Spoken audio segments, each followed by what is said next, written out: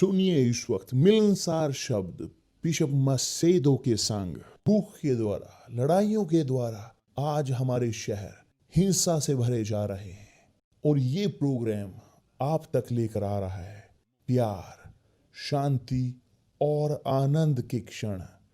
एक ऐसा प्रोग्राम जिसको तैयार किया गया है बेहद ख्याल रखते हुए आपके हृदय के लिए।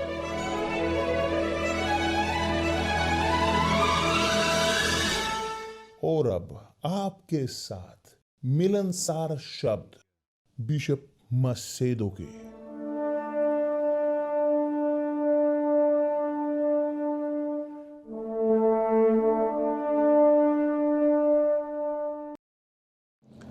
नमस्ते मेरे प्यारे दोस्तों, मुझे पसंद होगा खास तौर पर उन लोगों के साथ मैं बात करना चाहता हूँ, उन लोगों के साथ जो वे इस प्रकार मिलते हैं नकारा हुआ बिना उम्मीद। वही रचना जो इस प्रकार कहते हैं कि मैं थक चुका है मेरे साथ, कि जो महसूस करता है मैं कचरा हूँ। कौन है यहाँ पर कचरा है? मैं इस प्रकार का कचरा हूँ जिसका बदबू किसी भी प्रकार बाहर नहीं जाता है।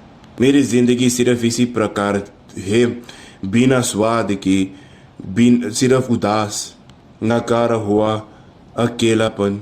मुझे नहीं पता कि परमेश्वर का अस्तित्व है या नहीं।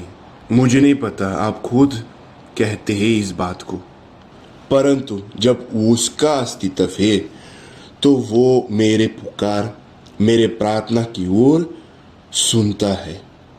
वो खुद बेखुद मेरे परिस्थिति की ओर देख रहा है। आप जो इसी प्रकार महसूस करते हैं और इस हद तक आपको शर्म आता है इसके बारे में बात करने के लिए, उस व्यक्ति के साथ जो आपके बेहद नज़दीक है, जो आप महसूस करते, जिसके साथ आप चलते हैं, तो हमारे पास परमेश्वर का एक वचन है आपके लिए, एक संदेश, एक भविष्यवाणी। यही है एक भविष्यवाणी आपके ही लिए। कृपया करके ध्यान दीजिए इन्हीं शब्दों पर। परमेश्वर नबी यशायाह के द्वारा सबके साथ बात की, सबके पास, जिनके पास कान है सुनने के लिए। खास तौर पर आप जो इसी परिस्थिति में है, जो आप खुद को इसी वक्त मिलते हैं, जो कहते हैं कि मैं थक चुका हूं खुद को रहते हुए। देखिए इसी वक्त, हे बांझ तू जो पुत्रिय है, हे बांझ तू जो पुत्रिय है और जय जयकार करता है, गीत गाते हैं, तो जिससे जन्म की पीढ़ी नहीं हुए है, गला खोल खोल करके जय जयकार कर और पुकारा, क्योंकि त्यागी हुई की लड़की सुहागन के लड़कों से पूरे तरीके से अधिक होगी। वो औरत जो कुंवारी है, वो कि उसके बाजू में किसी भी प्रकार व्यक्ति नहीं है, वो उस प्रकार की व्यक्ति है, वो इस प्रकार कुंवारी नहीं है। वो जो है ने सुहागन को त्याग दिए है, कि उस व्यक्ति की जिद इस प्रकार है रेगिस्तान में कि कोई भी मर्द उसके साथ नहीं रहना चाहते हैं बच्चे को पैदा करने के लिए, क्योंकि त्यागे हुए के लड़की की सुहागन के लड़कों से अधिक है। और परमेश्वर का यही वचन है।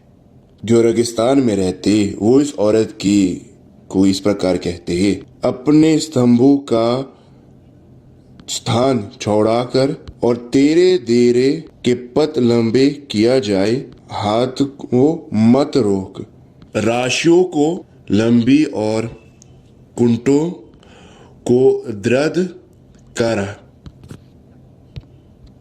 वो एक भाषा था उन्हीं समय के जो रेगिस्तान में थे। अपने तंबुओं को खरीद कीजिए, अपने रस्सी को बांध दीजिए, और जो तंबू है वो इस प्रकार जाए बढ़ते हुए चौड़ा में। आज वे अपने घर को बेहद बड़ा बना सकते, बेहद ज्यादा रूम, ताकि उनके बच्चे वहां आ सकते रहने के लिए, क्योंकि बहाएगा दाहिने ओर और बाईनी ओर जाएंगे, दाहिनी ओर जाएंगे, लेकिन आपका जो आने वाली पीढ़ी है वो उन्हीं जेंटाइल्स को ग्रहण करेगी और कार्य करेगी। जो वो रह सकता है उसी अकेलेपन जगह पर, जो वही अकेलापन के जो शहर है वो उसका जो लक्ष्य है वो अकेलापन में जाने के लिए वहीं पर रहेंगे। ध्यान दीजिए कि उन्होंने कहा, मैं जानता हूं कि आप थक चुके हैं, सिर्फ ये कहते हुए कि आप देखिए ऐसे मत दड़िए। परमेश्वर का ही शब्द है, मेरा शब्द नहीं है, परमेश्वर का शब्द है। मेरा प्रचार नहीं है, परमेश्वर का ही शब्द है। मत डरिए, किसी भी प्रकार का भय मत रखिए, क्योंकि कुछ भी आपको स्पर्श नहीं करेगी और आपका शर्म भी नहीं होगा। किसी भी प्रकार दूसरे आपका शर्म सहा नहीं करेगी, क्योंकि आप विनम्र ही हैं। पहले आप भूल गए आपकी शहर के शर्म के, और बाद में नहीं होगा आपकी खुद की इच्छा, मतलब आपकी खुद के अकेलापन, क्योंकि आपका रचना आपके ही पति है। आपका रचना आपका ही पति है। ये शब्द ये सिर्फ पत्नी के लिए नहीं, परंतु मर्दों के लिए भी, क्योंकि प्रभु यीशु के लिए सब दुल्हन है। वो सिर्फ दुल्हन के साथ शादी करता वही जो शुद्ध है, शुद्ध वर्जिन, वही जो उनके रक्त के द्वारा धोया गया हुआ है। चाहे औरत हो चाहे पुरुष हो, परमेश्वर के लिए कोई भी पुरुष कोई भी औरत नहीं है, सिर्फ दुल्हन की अस्तित्व है जो उनका ही चर्च है।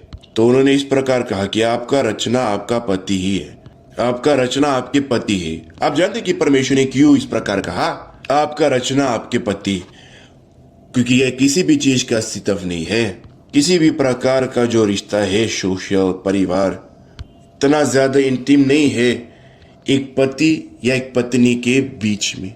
उदाहरण के तौर पर मैं अपने माँ से प्यार करता हूँ और मेरी माँ मुझसे प्रेम करती थी, परंतु हमारे जो रिश्ता सिर्फ इसी प्यार पर जुड़े हुए थे, इसी संबंध, इसी भावनाओं की, परंतु हमारे पास किसी भी प्रकार अंतरंग संबंध नहीं होता था। कितना अच्छा ना, चाहे कितना ज्यादा आपके प्रेम आपके बेटा या आपकी बेटी के लिए है, आपके माँ, आपके पिता, आपके रिश्तेदारों, कभी भी नहीं, फिर कभी भी नहीं, किसी भी शरण वो एक रिश्ते में रहेंगे, उस रिश्ते के अंदर जहां एक पुरुष और एक स्त्री होने की जरूरत है। पुरुष और स्त्री अंतरंग है, वो हर समय में अंतरंग संबंध में रहते, किसी भी प्रकार का रास नहीं है दूसरे उनके बारे में। तो ऑफ कोर्स हमने इस बारे में बात की, परमेश्वर के साथ विवाह, पवित्र आत्मा के साथ विवाह, पवित्र आत्मा के साथ छिपे हुए। तो मेरा कोई राज नहीं है एस्तर के साथ, और ना तो एस्तर के पास कोई राज है मेरे साथ। हम सब अंतरंग में हैं, पूरे तरीके से अंतरंग में।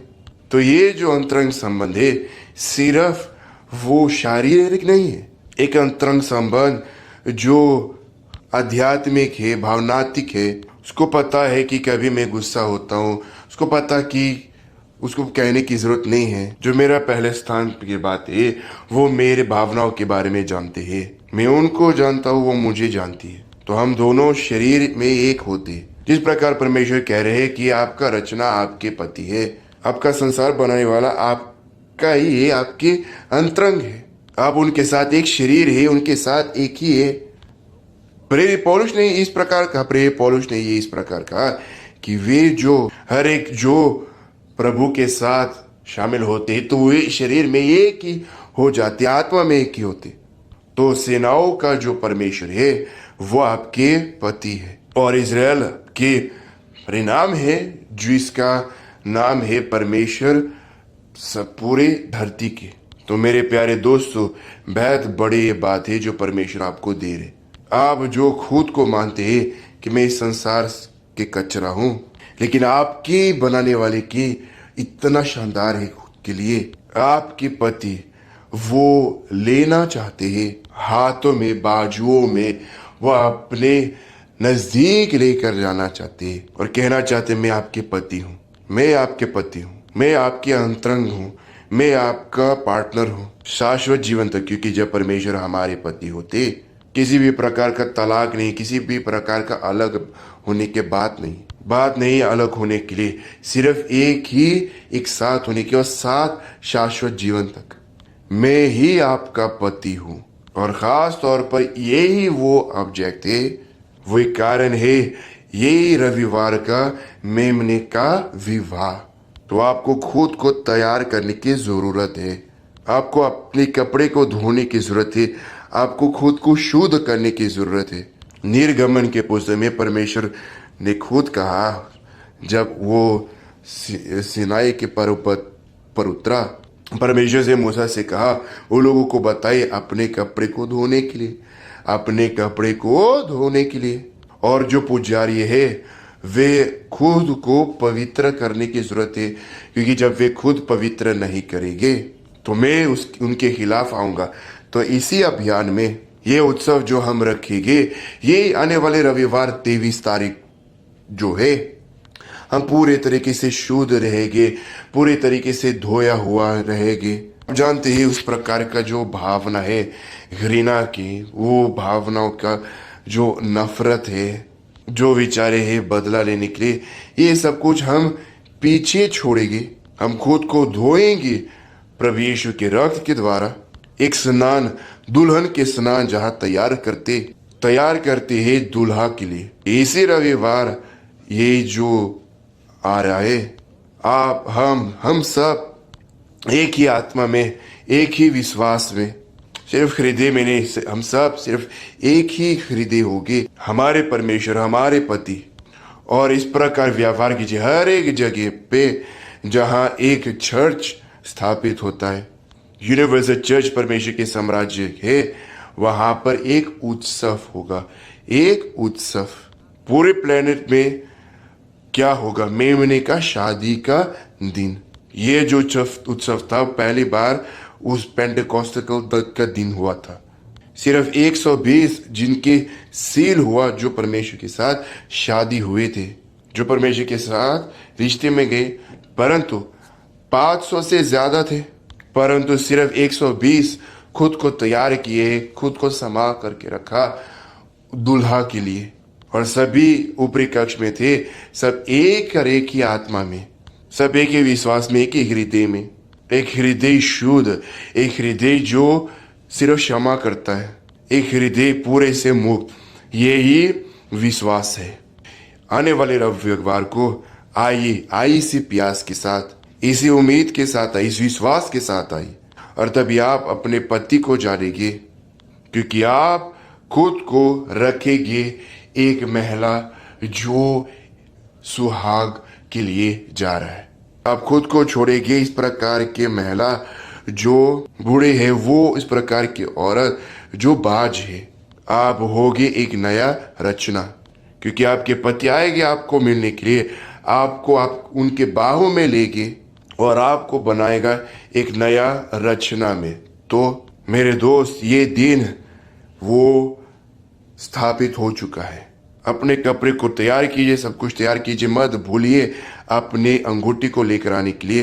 तैयार होकर तुरंत पवित्र आत्मा आपके ऊपर आएगी, आ जाएगी, और तभी आप अपनी अंगूठी अपनी उंगली में रखेंगे, और तभी आप कहेंगे कि अभी कोई भी मुझे उनसे अलग नहीं कर पाएगी। कुछ भी नहीं, किसी भी प्रकार का चुगली, किसी प्रकार के बुराई, कोई भी आप किसी भी प्रकार मुझे अलग नहीं कर पाएगी। कोई भी माँ बाप, कोई भी पति पत्नी, कोई भी बच्चे नहीं, कोई भी नहीं। पाप मुझे मेरे परमेश्वर से अलग नहीं कर पाएंगे, शैतान मुझे अलग नहीं कर पाएंगे मेरे पति से, संसार मुझे अलग नहीं कर सकते हैं मेरे प्रभु से। तो ये आने वाले रविवार को ये आपके लिए आमंत्रण है। सभी यूनिवर्सल चर्च परमेश्वर के साम्राज्य की पूरे संसार में यही उत्सव मनाएगी। एक उत्सव है यूनिक, कभी भी नहीं हुआ उत्पत्ति की मसीह के और कभी भी प्रभु यीशु की चर्च की जो पहले थे उस प्रकार नहीं हुआ, कभी नहीं हुआ। ये रविवार होने वाला है और आप जो रो रहे, जो उदास है, आप खुश रहेगी गीत गाते हुए, नाचते हुए, इसीलिए क्योंकि आपका दुल्हा आप तक पहुंच रहे। किसी भी चर्च, यूनिवर्सल चर्च परमेश्वर के साम्राज्य की एक उत्सव होगा। मुझे पता है कि बहुत ज्यादा लोग इसी उत्सव से बाहर नहीं जाने वाले हैं। ऐसे लोग हैं जो एक सभा में दूसरे में सभा में प्रवेश करेंगे, पूरे दिन रहेंगे प्राप्त करने के लिए वही महानता परमेश्वर के शाश्वत जीवन की। वो शाश्वत प्रभु यीशु हमारे प्रभु और उद्धारकर्ता।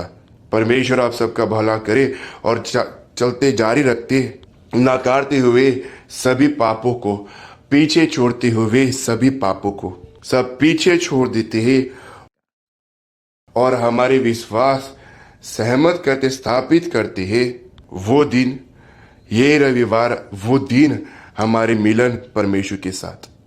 परमेश्वर आपका भला करे प्रभु यीशु के नाम से, आमीन।